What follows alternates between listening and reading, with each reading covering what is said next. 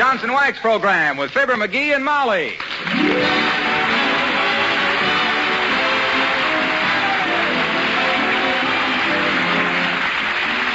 The makers of Johnson Wax products for home and industry present Fibber, McGee, and Molly, written by Don Quinn and Phil Leslie, with music by the King's Men and Billy Mills Orchestra.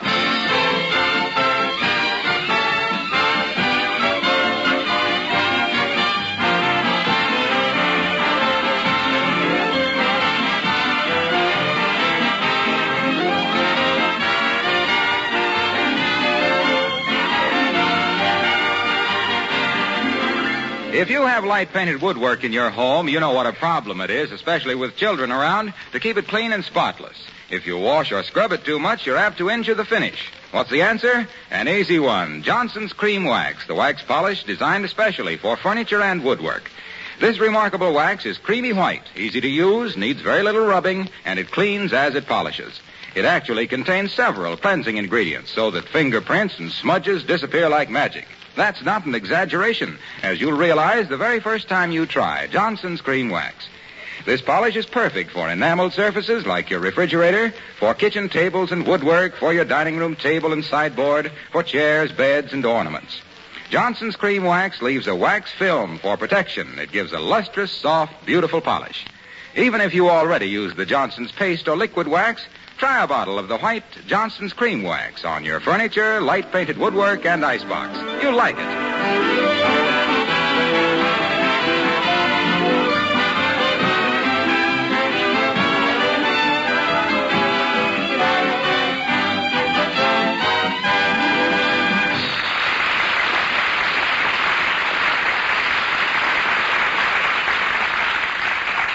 Nobody can be so completely Western as an Easterner who has spent 2 weeks west of Kansas City. Particularly if he is slightly bow-legged to start with. And here, trying on his old ranch clothes in anticipation of a visit from an old Western friend, we find himself, of Fibber, McGee, and Molly.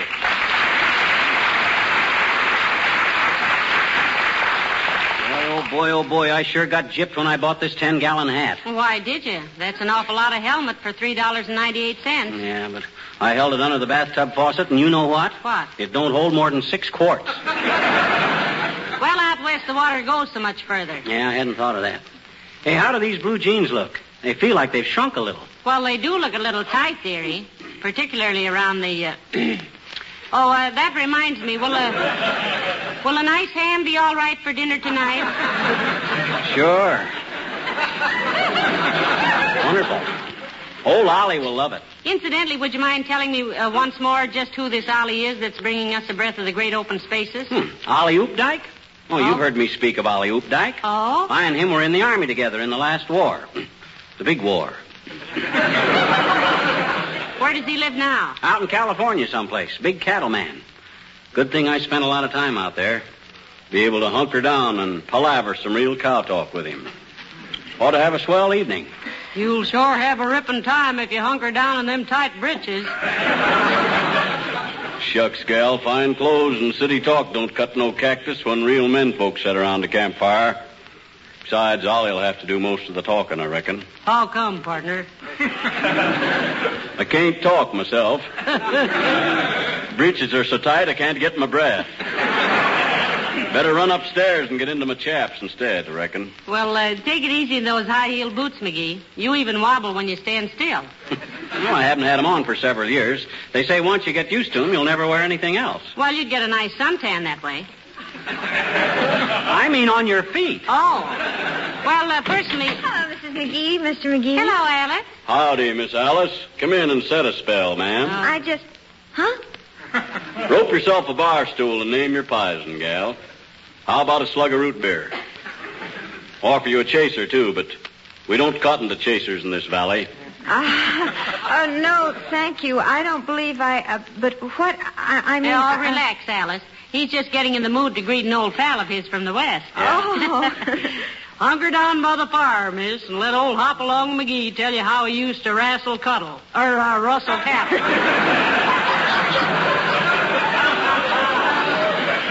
Gee, were you really at cowboy once, Mr. McGee? Sure was, Miss Alice. I was top wrangler for the old Bar Nothing spread out in Blue Diamond, Nevada. Spent years out there trying to find a bull that was 9 foot from horn to tail. Already had me a cow critter that was 10 foot from horn to tail. Well, what did you want such big cattle for? He was trying to get a long little doggy. Never forget the time I was chasing a couple of mavericks through a dry wash one day. What's a maverick, Mr. McGee? Well, he didn't know. He was trying to catch one to find out. A maverick is an unbranded cow. Know what a brand is, Miss Alice? Sure do, partner. But I don't pay much mind to brands nowadays. Smoke any kind I can get. Well, smoking was no problem out there, Alice. All has had a couple of butts on their guns. Well, sir. There I was, a yippee-ki-ying through this here dry wash. What's a dry wash, Mr. McGee? That's a riverbed without no water into it, Miss Alice. Well, what is it when it has water in it? A wet wash. Well, sir, there I was, sky-hooting along, when all of a sudden a big grizzly bar riz up out of a cactus bush. You mean rose. No, cactus.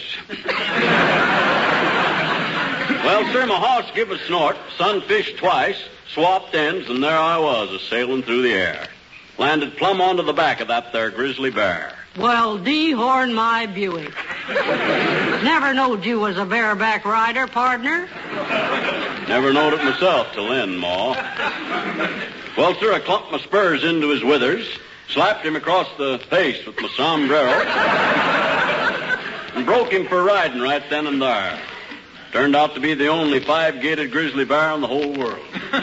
Jeepers, what became of him, Mr. McGee? Had to turn him loose, Miss Alice. Oh?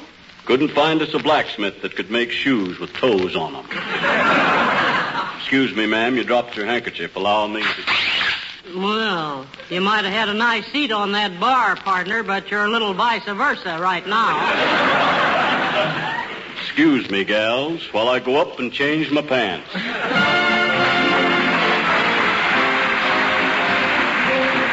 Billy Mills in the orchestra, and Magic is the Moonlight.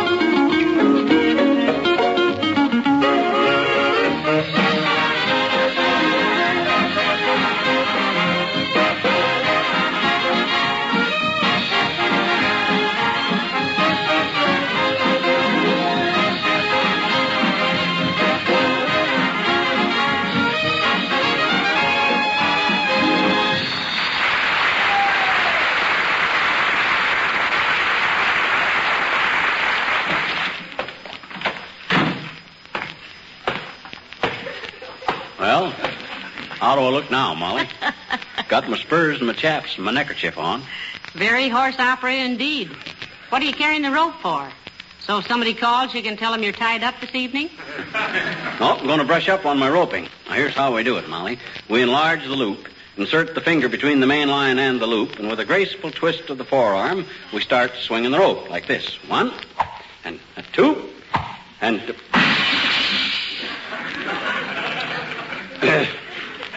Too big a loop.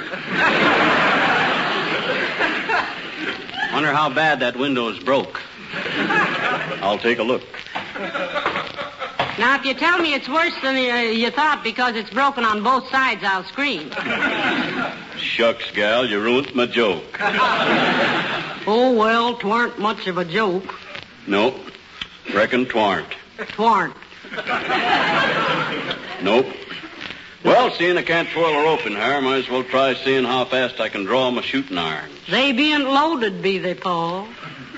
My hide starts a-twitching at the sight of shooting iron. No, don't get skittish, Ma. Just want to try practicing drawing a bead on something. Now, if a outlaw, or a in-law, should come a-busting through that door there, I'd have... Hello, folks. Hey, take that gun out of my face. Oh, hello, Mr. Wilcox. Howdy, son. Hobble your bronc and lie down a spell. How's that again, pal? You heard Pa, didn't you? Say it, stranger. Oh, thanks. What goes on, kids? Why is old Wild Bill McGee all dressed up in the cowpoke costume? Expecting a friend of mine from out west, son. Big stock man. We aim to make him feel at home. Not a bad aim either, partner, if you can hold her steady. Ain't one to ask personal questions, son, but your face is sure familiar. What outfit you ride for? Well, I've been mending fences for the old G-Bar-C spread, Pappy. Mm-hmm. City folks call it the GLO-COAT outfit. Well, say, I've heard of them, Pa. Right nice folk. Where are you located, son? T'other side of the ridge must be? Yep. East side of Racine Gulch, just above Johnson's Canyon, in the Linoleum Mountains.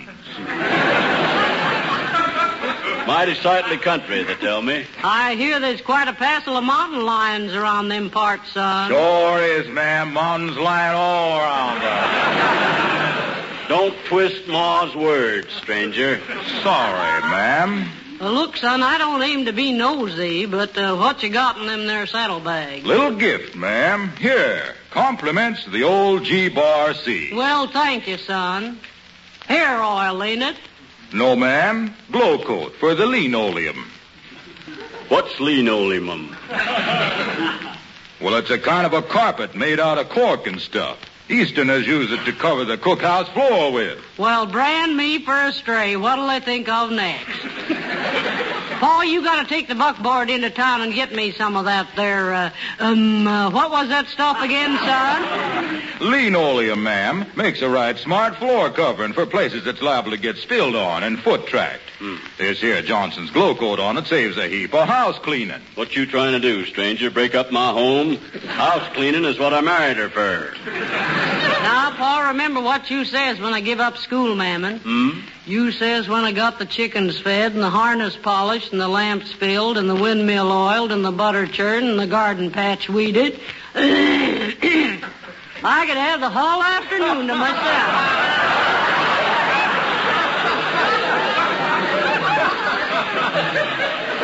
Don't you remember, Paul? Why, sure, Ma, but I didn't figure on this dude coming along to fill up your time with Eastern falderall.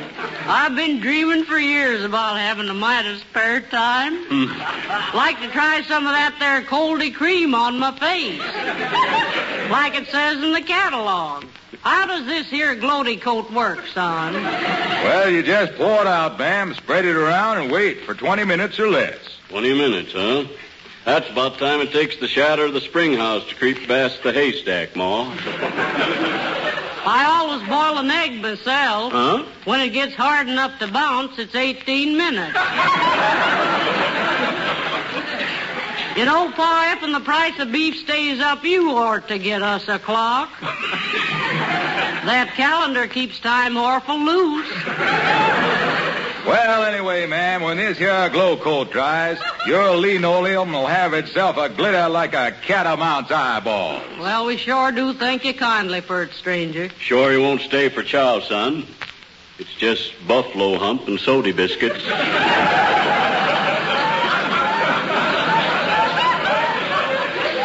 But you all are sure welcome. Well, that's mighty neighborly of you, mister, but I got to get back to the outfit before dark. Evening, ma'am. Evening, son. Hey, my gosh, you hear that? Sounds like he's riding away. Ha, ha, ha. That was just me slapping my leg.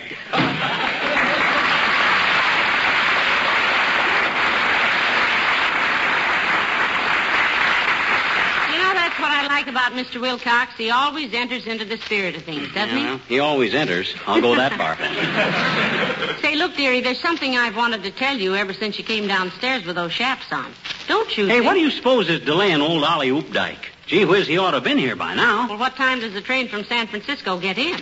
Well, as the guy says when he put the cigarette into the long holder, let's be frank. I don't know. You better call up and find out. But about those chaps... Hand me the phone. Here. Thanks. Hello, operator. Give me the Union Station. Yeah, the inn for the love of Mike. Is that you, Mert? Oh, dear. How's every little thing, Mert? Is they? What's that, Mert? Your brother? Oh, well, that's great. First man to reach the Rhine, huh? Oh, isn't that wonderful? How long's he been in the Army? He isn't in the Army. He was in a watermelon eating contest.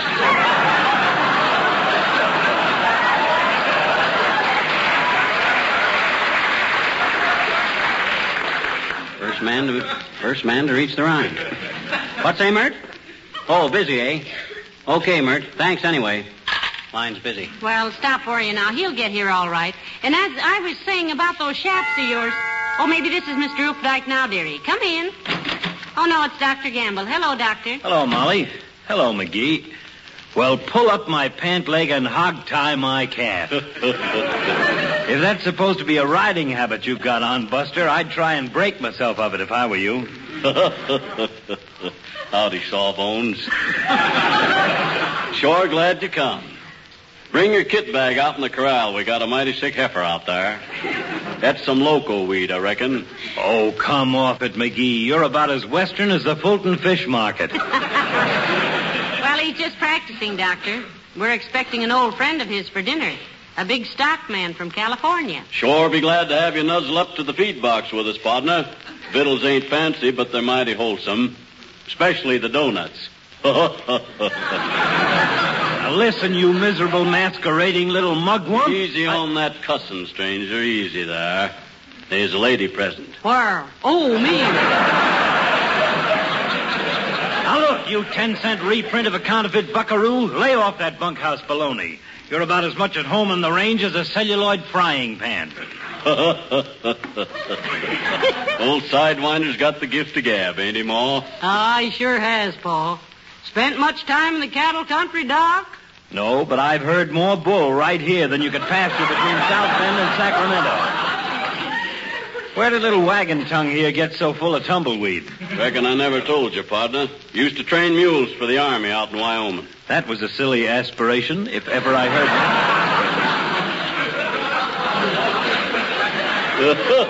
one. Say, Paul, tell about Bessie. You sure done a job with her. Yes, I surely did. Had we one mule, I trained for the Signal Corps, Sawbones. Name of Bessie. Bessie, yeah. Taught her to wigwag with her big, long ears. Used to send her up to the front lines and let her graze. Watched her ears through a pair of barnacles. You mean binoculars, dopey. I always thought binoculars is what they kept a compass inside of. No, that's a binnacle. Don't give us none of that sheep dip, stranger. Everybody knows a binnacle is a high peak. Like the fella says, reaching the pinnacle of fame and such like. That word is pinnacle. You sure, Doc?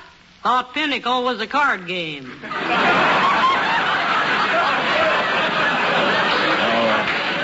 Molly, you're thinking of pinochle. Then what in tarnation's a barnacle, city slicker? A barnacle is a marine animal. Well, Bessie weren't. Bessie were an army animal. Well, sir, we keep a watching her ears through a pair of barnacles. I pass. Bessie kept a wigwagging information back to us. How many patrols was out, where the gun emplacement was, which way the trenches run, and all stuff like that there. Took them heinies 3 years to figure out where we was getting our information from. And then what? As if I cared. Then when they finally caught on, they shot poor Bessie's ears off, Doctor. Cleaner than a whistle. Had to give poor old Bessie a medical discharge. I don't know why that should have stopped an ingenious little rascal like you, my friend. Why didn't you teach her to signal with her tail? No, sir. I was never one to take no back talk from no mule. What a cowhand. Have you ever been on a horse that wasn't made of wood and didn't go round in a circle? Oh, sure, Doctor. He spent a couple of summers on his uncle's ranch. Remember those evenings around the campfire, dearie? Sure do. Listening to the cowhands strumming their guitars and the singing, I can shut my eyes and hear 'em now. Yes, sir. Old Slim Darby and his prairie dogs. Squatting around. Great tender feet whilst he sings my song. I'm an old cowhand from the Rio Grande, but my legs ain't bald and my cheeks ain't tanned. I'm a cowboy who never saw a plow, never roped a steer, never milked a cow, and I sure ain't fixin' to start him now. Yippee-ki-yo-ki-yay, woo-hoo! Yippee-ki-yo-ki-yay. I punch cattle when they're fried in a pan. I can hardly tell beef from pork. And the only leather I ever pulled was in a subway in New York. Oh, get along, little doggy, get along. Old cowhand, Rio Grande. I learned to ride, or I learned to stand. I'm a character tougher than an Arkansas mule. Never miss on the draw, never lost a mule. And the horse I ride is a drugstore stool. I'm an old cowhand from the Rio Grande, and I love the plain and the desert sand. I'm all the songs that the cowboys know about the big corral where the doggies go. 'Cause I learned them all on the radio. Yippee-i-oh-ki-yay, yippee-i-oh-ki-yay, yippee-i-oh-ki-yay, yip-yip-yip-ki-yay.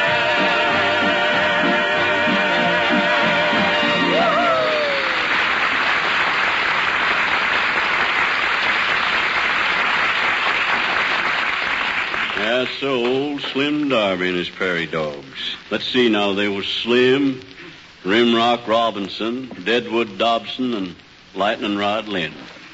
Whatever became of those boys? Oh, big dude named Paul Whiteman heard 'em and took 'em back east. Yeah? Last I knowed of 'em, they was calling themselves the King's Men. Well. Now, I claim they'll never get no place with a moniker like that there. Look, dearie, I don't like to change the subject, but those chaps you're wearing They're are... pretty snazzy, eh? Hey, what are we having for dinner, Molly? Mr. Updike. No, I mean to eat. Oh, all right. Well, ham and sweet potatoes and hot biscuits, lemon meringue pie. How about some maple syrup on the biscuits? As I remembered, old Ollie used to go for biscuits and syrup. Well, I'll ask Beulah if we have some maple syrup. Oh, Beulah! Beulah!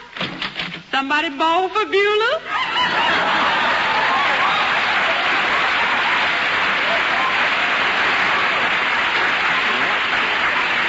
You got any maple syrup to put on the biscuits, Beulah? Yes, we sure have.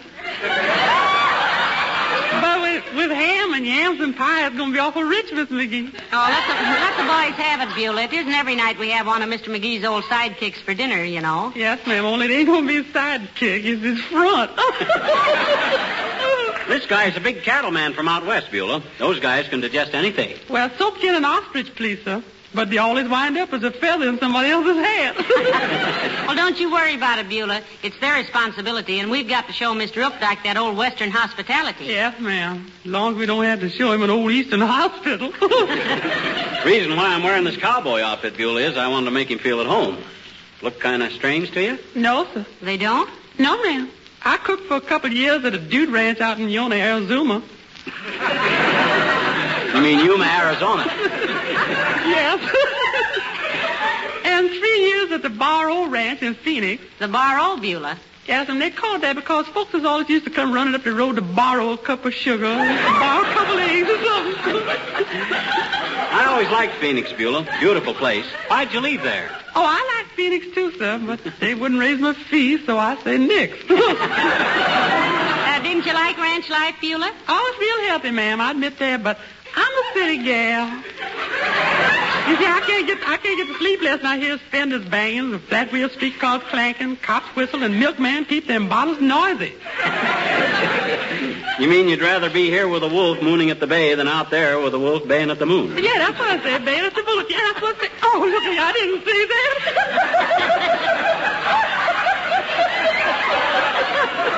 I love that man.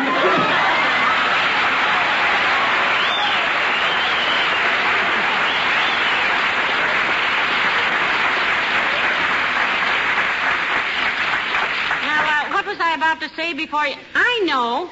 Those chaps you're wearing, McGee, will you please? What's the matter with them? Gee whiz, I had them made by one of the best Western outfits in Trenton, New Jersey. And they told me when this... My goodness, I wonder who this could be. Come in. Well, what is it? What do you want?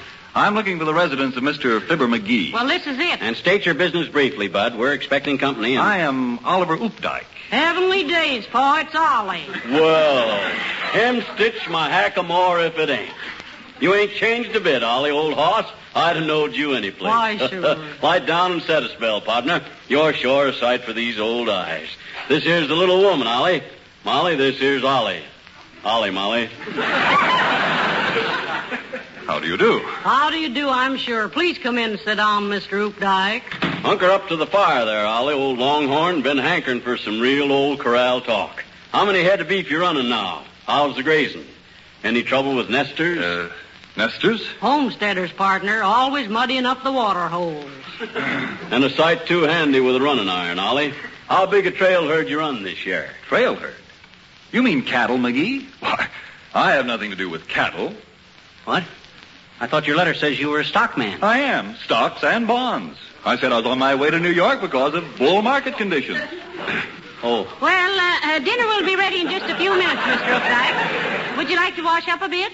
Yes, thank you, I would. Head of the stairs and second door on the left, Ollie. Thanks. Stocks and bonds.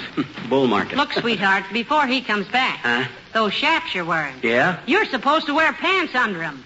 Oh. Oh, my gosh. I thought they were a little drafty.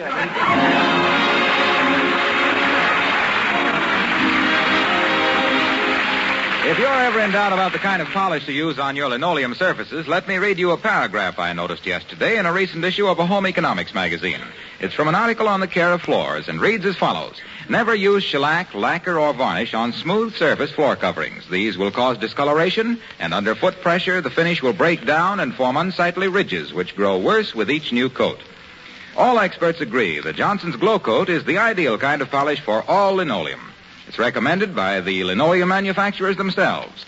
Glow Coat gives protection against dirt, wear, and moisture, adds greatly to the life of the linoleum, keeps it new and fresh-looking indefinitely. And Glow Coat saves you lots of work. First, because it's self-polishing and needs no rubbing and buffing. And second, because spilled things are wiped up in a jiffy. From floors protected with Johnson's self-polishing Glow Coat. Folks, about this time of year, everybody's handing out awards for this and that, medals and ribbons and Oscars. Tonight, we'd like to hand out one of our own. This is the first, last, and only Fibber, McGee, and Molly annual award for services far beyond the call of duty. And the citation reads, to America's #1 soldier in grease paint, to the one-man vaudeville circuit, who has brought honor to the radio industry and glory to himself for the untiring work he has done and is doing to entertain our servicemen in camps and hospitals all over the world without regard to his own health, comfort, or safety. Ladies and gentlemen, our hearty admiration and respect to the lad you'll hear in just a minute, Bob Hope. Good night. Good night, all. This is Marlowe Wilcox speaking for the makers of Johnson Wax Finishes for Home and Industry, inviting you all to be with us again next Tuesday night. Good night. This is the National Broadcasting Company.